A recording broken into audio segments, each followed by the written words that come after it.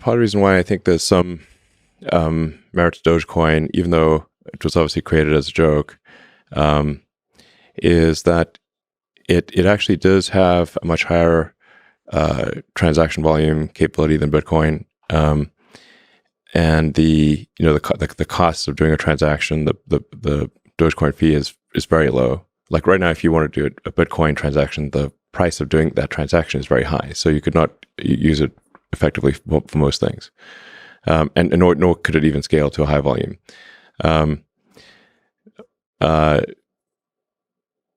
And when Bitcoin was started, I guess around 2008 or something like that, the internet connections were much worse than they are today, like order of magnitude.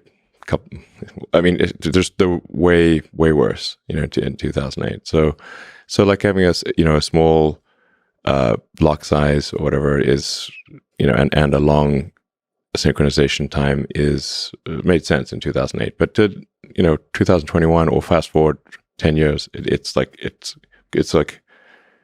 comically low. And I think there's some value to having a linear increase in the amount of currency that is generated. So because some amount of the currency, if a currency is too deflationary, or should say, if a currency is expected to increase in value over time, there's reluctance to spend it, because you're like, I'll just hold it and not spend it because its scarcity is increasing with time. So if I spend it now, then I will regret spending it. So I will just hodl it. Mm-hmm. But if there's some dilution of the currency occurring over time, that's more of an incentive to use it as a currency. So Dogecoin, somewhat randomly, has a fixed number of sort of coins or hash strings that are generated every year. So there's some inflation, but it's not a percentage base. It's a fixed number. So the percentage of inflation will necessarily decline over time.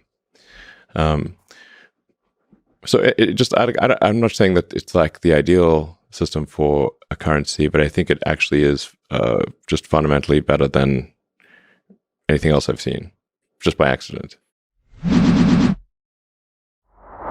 For more tech news, visit em360tech.com.